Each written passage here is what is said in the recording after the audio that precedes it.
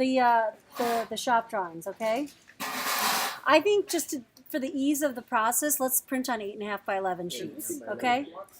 Normally we would put this on 24 by 36 or whatever, but let's just stay with 8.5 by 11.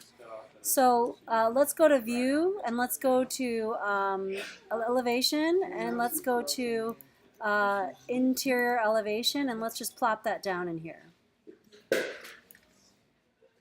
Okay, now don't start doing all of them. Just do one, and then once you've got the one, check all the others. Okay?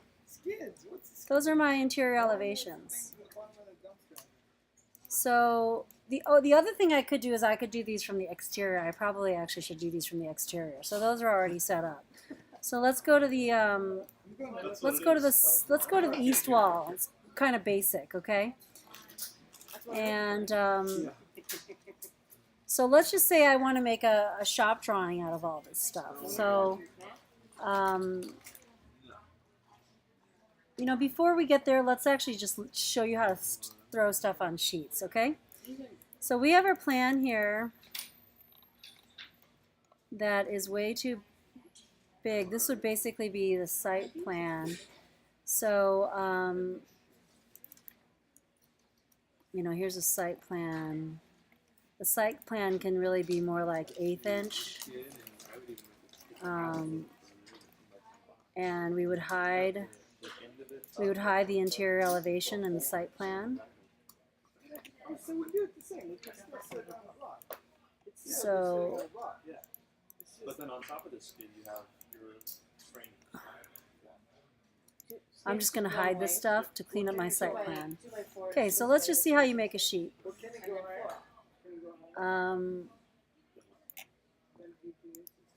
So you say new sheet, and this is where it gets a bit complicated because they only have 30 by 42 sheets. No. US Imperial, so let's see if they have any good sheets here. I don't think they have any sheets. Title blocks. Oh, they do. 8.5 by 11 vertical, okay? And they have 11 by 17 horizontal. Let's just load this up 11 by 17 horizontal for now. Do we have a printer that we could put in studio? Anybody have a printer? Okay. We can maybe use mine. It's 8.5 by 11. So I'm going to go like this, and I'm going to say edit family on the sheet, and I'm going to reduce it down to 8.5 by 11. So I'm just going to scale this down, which is not an option. So I'm just going to Alexis, I think we need you to make a sheet. Okay. So we're going to just take this guy and we're going to move it in 6 inches. And we're going to take this thing and move it down. What's 11 minus 8.5? 2.5?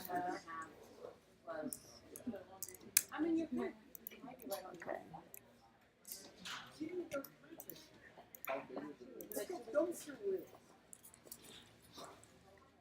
Lida, show him that picture on the syllabus, please. Okay, so here's my sheet. Okay.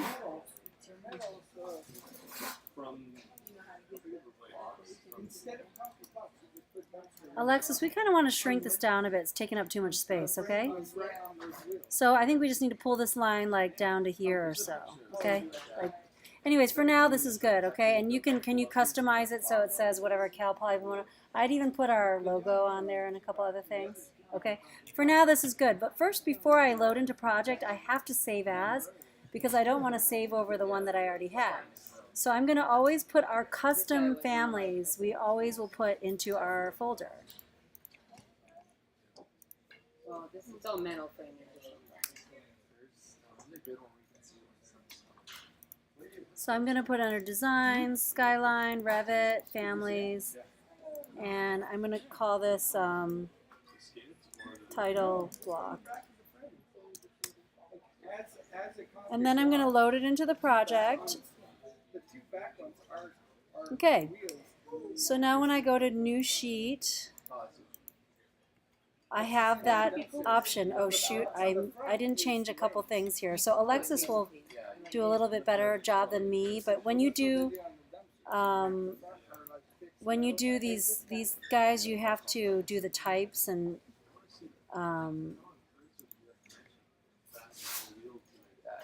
I don't know. We got to change the name. The types. There's a thing called types, family types. I don't know why it's showing it as that, but anyways, hopefully Alexis can clean that up. So here we are. When we go to sheets, and we go new sheet, and then we say, let's load it again because I don't think that we loaded it. But doesn't that then force the structure to take all the impact of whatever you hit when you're moving it? Like every little Title block, okay? That's our title block. We should give it a better name than that, okay? So let's just see what happens. If we drag level 1 in here, that's how we put stuff on the sheets. Let's just see. Let's just try it and see if the scale works. No, but what about if the two Oh, it's not bad, huh? I think that works. What do you think? I think that scale's good. We'll have another drawing for the site plan. So for example, I will, this is under sheets. It's my first sheet. I'm going to call it, I'm going to call it a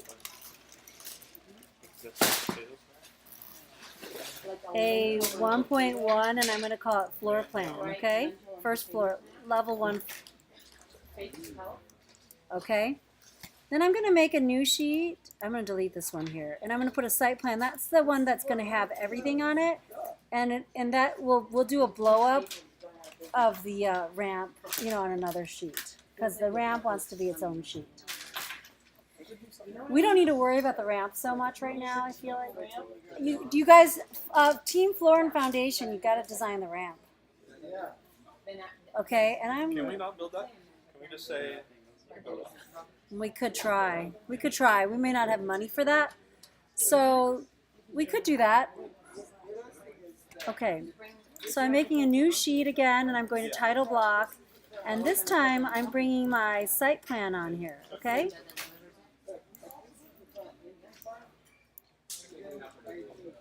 Okay, and I can always change the size later, okay? If I want to start drawing in my site plan, I can always right-click on here and say Activate View. Okay, so here's where I can actually go and I can say, hey, I'm going to change this to a 1/4 inch. You know, so you can do that.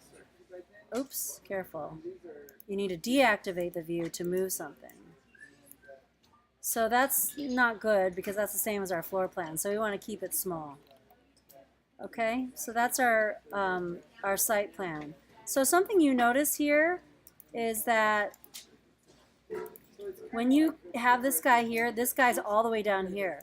So sometimes you want to try to move that. It's very hard. You click here once, then you click on this guy. Oh, oops, I messed up. So you got to just be like, just grab this guy only, and then move him over.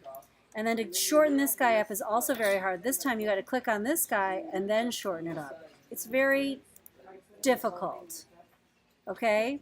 So also I noticed that my elevation markers are way out there. I want these guys to be, you know, like here. And then when I click on this, that's where my elevation is actually taking place. So move these guys. They should show up on my sheet. And again, these will show up on the floor plan also. And the other thing that I want to do is when I'm doing a set of drawings, a set of working drawings, is I want to clean this up a little bit. I want to get rid of all my reference planes. Those are just for me working. And then I'm going to deactivate view, and then I'm going to move this up. Just space it out a little bit more. And then here's where, let's practice something here. Let's do a call-out view, okay? I'm going to right-click, and I'm going to say Activate View. And I'm going to do View. And I'm going to do a call-out, rectangle. And then I'm going to circle this deck. Actually, maybe I'll do the stairs, too. Maybe this will become a stair drawing, okay? So that's my call-out, okay? And then I'm going to click on it and say go to view, and that's where I can start drawing the details on this. We're not going to worry about this particularly right now, but what would be great is to set up the sheets. Okay, so for example, this call out view is 1/4 inch. Okay, so that's a good thing to know. And let's see where we're at with our 2 sheets so far. So far we have the site plan should be a 0.1. Okay, and then we have the floor plan. And we will, one thing we should do is pull all those grid lines and dimensions in a little bit farther, okay, so they fit on the sheet. I think 1/4 inch is a good size. Okay, so then the other thing we can do is a new sheet, okay, title block. So we'll call this one a 2.1, we'll call it ramp. Okay, sorry, that should a 2.2. Ramp floor plan. And this one here should be a 2.1. The title should be a 0.1 and the site plan should be a 1.1. This is the way I do it. I mean, everyone does it differently. There is a system, actually. Okay, so let me show you how to do the ramp floor plan. Now there's nothing, so we just go to our call out view and then we just put it here. Okay, so that's our ramp drawing, okay? All right, and then we do the same thing here where we pick this guy up, and we should probably rename it so it's a better name, and then drag this guy in. Okay, let's do a couple more now. Let's do the sections, let's do the interior elevations, the elevations. Okay, so next let's do elevations. Let's try to make everything 1/4. Let's see, we're figuring it out now, yeah.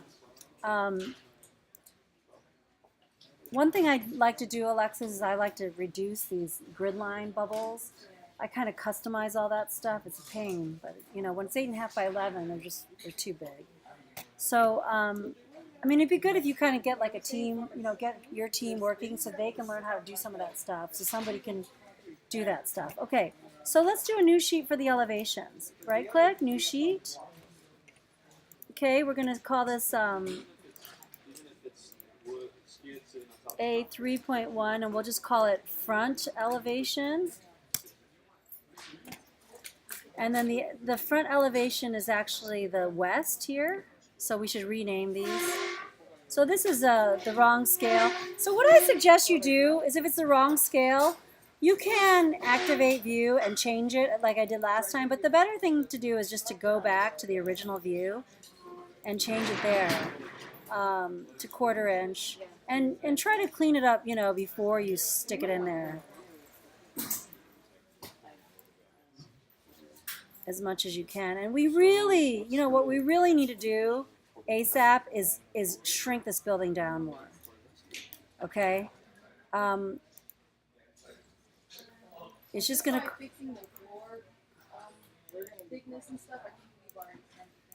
No, but I mean, like, I still think like that header above the door could be much shorter, right? That does not need to be like 1.5 feet deep. In the one I have, it's not. It's not. So maybe you can work with Alexis. Yeah, I think this is way too tall. I think we need to lower the height. So, anyways, so. Yeah, and the height I have, I think mine is 11.6, not 13.6. Okay, yeah, that's better. We need to. I think you can work with Alexis maybe to try to coordinate some of the dimensions. And the real thing is just to always go back to this 3D view. Did I mess it up? You know what I mean? Like that's the real question, okay? If it still looks okay, then go with it, okay? And you should set up a few camera views that you constantly refer to. That's what I always do, okay? So let's go back to, I mean, it looks pretty nice now, but it's a little tall. You have to imagine it's going to be very hard for us to put this roof on, so we want to make it shorter. We want to make whatever the shortest possible height is, right? So you can stand under the loft 7 feet, even maybe 6'8". I think by code you might be able to even have 6'8". minimum ceiling height. There's a 2-inch difference between. So just make it super minimal. I would just frame the loft above the door. The door. There's going to be a header going around there, you know. It'll look nicer. So this model I think is too high. Okay. All right. So where are we? We're putting the elevation on the sheet. Okay. So we're going to front elevation. What do? I rename this to front elevation, Oh, I see. and If we're making it only 6, 8, or 7 feet, is there enough room to put that funny bunk bed thing up? good question. Yeah, good question. We need to figure that out. So here's our elevation, okay, guys? Keep the grid lines on there. Clean up the levels. We don't, Alexis, if you can delete some of these levels, maybe some of them can become reference planes, you know? The levels should really be the loft and the floor. I don't think that you need the other ones. Okay, so is that nice? You guys, it looks nice, no? Very pretty. Very pretty. So let's call this the left elevation. Good job on the model. And change it to quarter. Drag all this stuff in. And you know, I'm very particular, Alexis, about being spot on with dimensions, okay? So just stay like really careful, okay? Because you know that stuff just like ends up messing you up later, you know? Yeah, this is a draft. No, actually this was good. I mean, it's fine. I don't,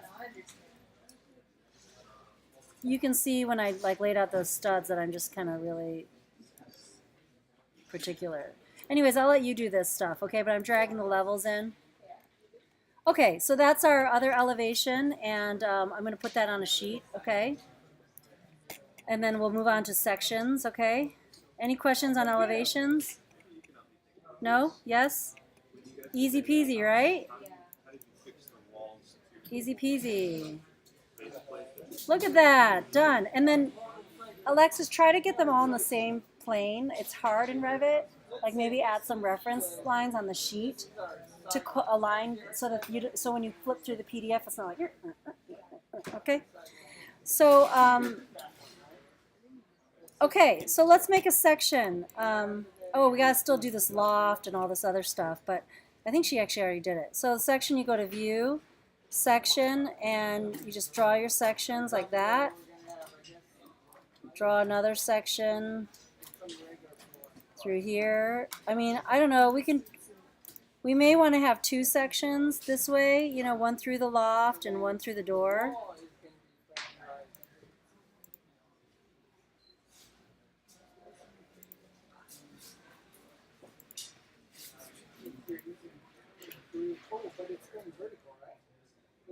Well, I'm not able to do it, copy it. I'll just make another one. Okay, so to go to your sections, hey, do you guys see on this site plan, you notice this is the best thing about Revit, right? So I placed that call out on a sheet so it automatically puts the reference bubbles on there, okay? And so when I move the sheet or rename it or whatever, it updates all the stuff. So when we used to use AutoCAD, it's like you move one sheet, it's like, you know, 2 hours of changing all the reference bubbles. So you don't have to do that with Revit, which is really one of the more powerful things. So let's look at this section here. Let's look at this one. Yeah, so that looks awesome, okay? So you can hide some stuff in the back. This loft can be much thinner. I say we try to frame that with, and in fact, if we need to, we can even have the joist go all the way across, you know, in order to reduce the span. I don't think we need to do that because we're just gonna put probably two 2x. So whoever's doing the loft, we'll probably have 2 2x going across. Let me show you here.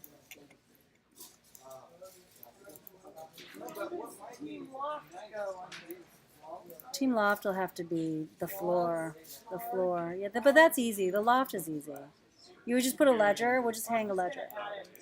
Yeah. So with the loft here, basically the way this would be framed is just like the floor. So we'd put one guy that spans from here to here, okay? And then we'd have little 2x6s running this way, okay? we don't even know if we can have this loft. Hopefully Carl will tell us on Wednesday. Okay, let's just try to keep it. Because it's, as soon as it's the second floor, you have minimum ceiling heights, you have 42-inch guardrails, you have 11 and 7 stairs, if it's a proper floor. So that's why we want to argue that it's a furniture. It's furniture. Built-in furniture, really, is what it is. It is. Yeah, it is. But you never know the way they're going to interpret these things. Yes, I agree. But if we didn't do, we wouldn't lose it. We would just make it we would make it built in. I mean, we not built in. We would make it freestanding. We would make it freestanding. So it's sitting on like. We're gonna have it either way. We'll have it. It'll be better this way. Okay, and we don't want to show these beds. We want to show like thin mattresses or whatever, you know. Well, thinner mattresses, like whatever Kevin posted on Facebook. Yeah. Yeah.